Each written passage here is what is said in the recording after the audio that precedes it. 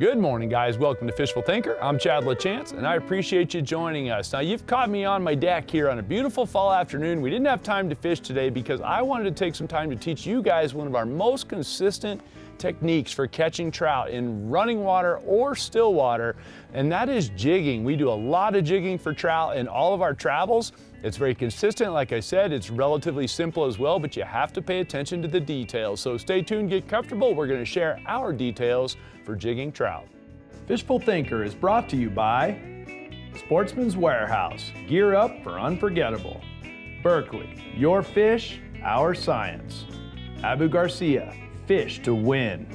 Lawrence, find, navigate, dominate. When it comes to jigging trout, basically there's some fundamental stuff that we stick to that doesn't change a whole lot. And let's start off with the size of the jig head, because that's really going to dictate a lot about the presentation. Probably 90+% of the time, it's going to be somewhere between a 1/16 of an ounce and a 1/4 of an ounce of weight for us when it comes to jigging trout. Every now and then we'll get up in the 1/2 ounce range. I'll talk more about that here in a few minutes, but the reality of the situation is an 1/8 ounce jig is hard to beat in all the situations that we run into, whether we're fishing a big reservoir or we're fishing a running water. The 1/8 ounce jig's very consistent, same with the 1/4 ounce. So let's talk a little bit about what do we put on these jigs. For me, the obvious one that I think a lot of people are gonna be the most familiar with, if you're a fan of Fishful Thinking, you certainly will be, that's gonna be some sort of a straight minnow body jig. This is the little Berkeley Power minnow there. That's on an 1/8 ounce jig head. These baits, all these baits that are sitting here came right out of my trout box. So this is something I had rigged and fished somewhere. It's a 3-inch power minnow, Berkeley Power minnow on an 1/8 ounce jig head right there. Day in, day out, that will catch you fish anywhere, all the time. Now, it doesn't mean it'd be the best way, but it will always get you in the ballpark. The thing I like about the straight minnow body like this is that I can work it as reactively or not reactively as I want, meaning I can snap jig the bait, where it's very aggressive, where the bait's really hopping, popping up and down. It rises and falls depending on how much slack I give it and how hard I snap it up off the bottom. The other thing about it is if I want it to be not erratic, I can literally just all but swim it through the water column, and because it has no real resistance in the tail, it will just sort of slither to me. It won't really do a lot. It'll kind of hunt around a little bit as you just retrieve it through the water column. In my opinion, the straight tail is not the best choice for a straight retrieve, and we'll talk more about what is here in a minute. So it's not the one I grabbed for that. The straight tail minnow is also okay to put on the bottom and just shake in one spot, as though maybe it's a minnow that's doing what minnows do on the bottom. I might do that in a situation of trout that are actively hunting. In other words, I will draw the trout to my bait rather than taking my bait to the trout. And in that case, I will use a straight tail minnow as well. When it comes to a straight tail minnow, it might be as big as a 4-inch power minnow, which this one is, also on an 1/8 ounce jig head. The jig head looks bigger because it's thinner, but that's also a Berkeley Power minnow on an 1/8 ounce jig head with a 4-inch body on it. This one was also rigged. This was from some spring fishing we just did at a North Park lake not very long ago, back in the spring of this year. And I was doing this one on a stop and go retrieve, which is one of my favorites with this. You may have heard us refer to that retrieve as doing the Bernie, because we learned it from the infamous Bernie Keefe, former lake trout guide. But basically we point the rod right at the bait, we spin the reel handle 4 or 5 times and hold it, stop it. Don't move the rod at all.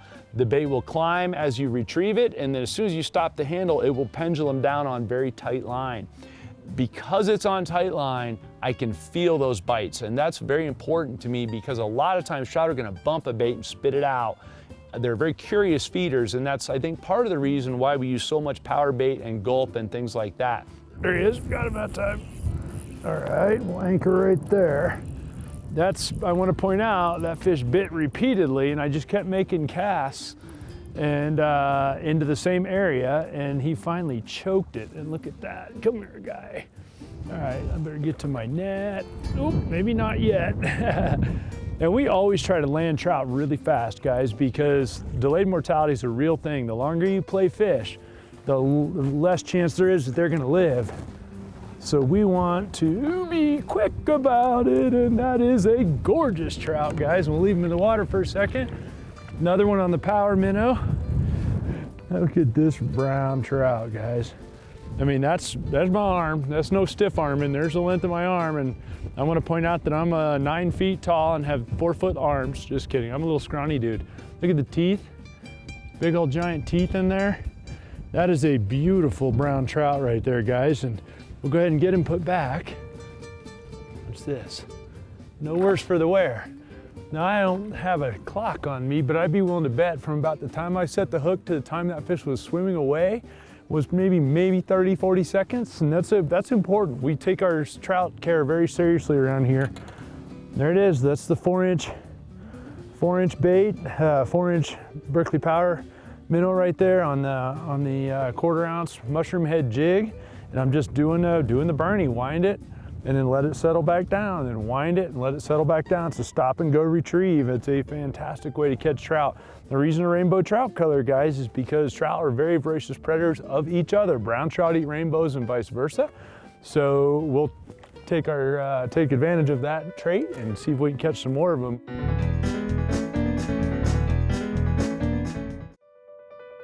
Fishful Thinker is brought to you by Sportsman's Warehouse, gear up for unforgettable.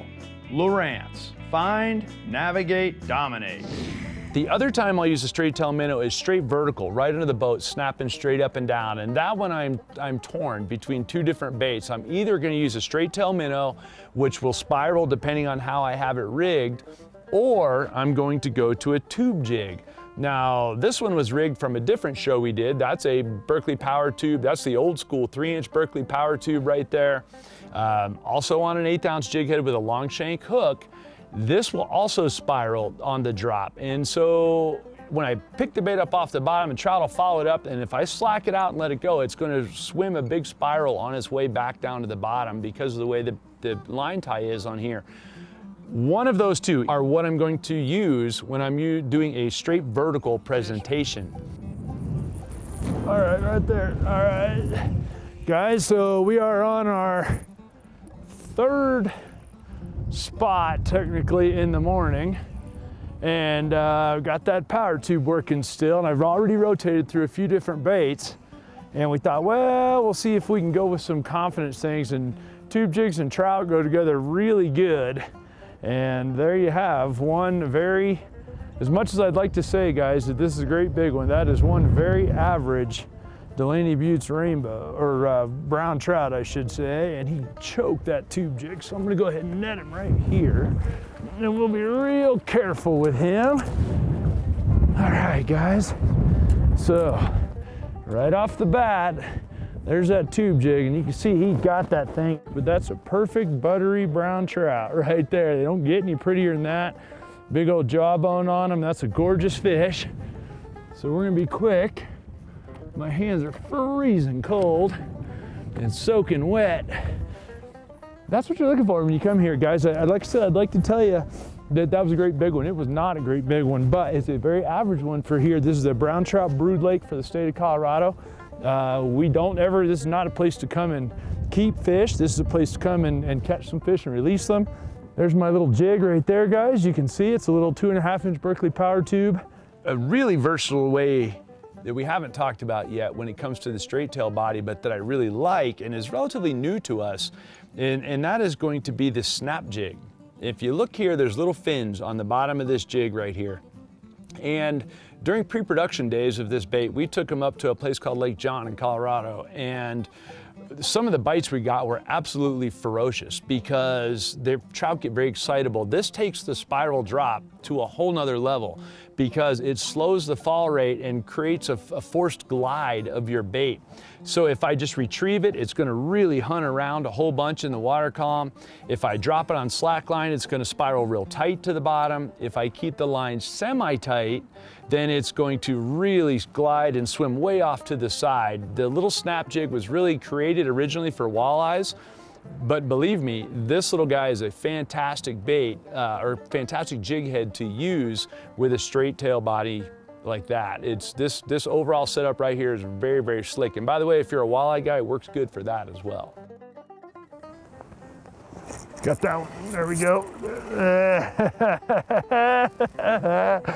And I've been messing around, guys. I am not fishing very well today, and I'm honest with our viewers. And you know, some days you fish real good and your timing's real good and everything else, and some days not so much. And today my hook set timing has been horrific. However, the beauty of a place like Lake John State Wildlife Area is that you have lots of opportunities for fish. And look at that, guys. Look how clear the water is. Look at the weeds. Nothing tells the story of North Park any better than that right there, guys, is a rainbow trout and a big lush weed bed on a cold fall day. Come on up in here, bud, when there's your Berkeley snap jig, and he is barely hooked. I told you I wasn't fishing well, guys. Look at that. I mean, that hook's just in the skin on the tip of his nose. And not a good sign. Lots of those in here.